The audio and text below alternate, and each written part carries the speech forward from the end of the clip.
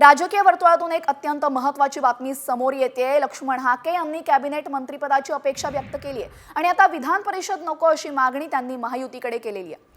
तसंच जरांगे यांना लोक कंटाळलेले आहेत आणि जरांगे जे म्हणाले होते 130 जागा पाडायची भाषणे त्यांनी केली होती, तिथे योग्य तो मेसेज गेला आणि लोकांनी मोठ्या मताधिक्याने आपल्या उमेदवारांना निवडून दिलं असंही हाके म्हणाले।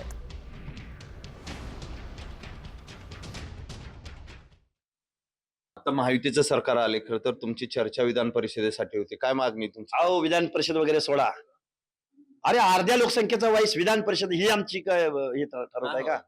अरे का जाऊ नये, ते ठरवतील। अरे वेळ आल्यावर बघू। अरे कॅबिनेट असं बहुजन कल्याण वगैरे नाही, महसूल मंत्रीपद, अर्थमंत्रीपद, गृहमंत्रीपद, शिक्षण मंत्रीपद, कॅपेबिलिटी बघा माणसाची आणि मग ठरवा, ज्याला संविधान माहितीये। अरे ते ठरवतील, मी मागणी करत नाही, ते ठरवतील।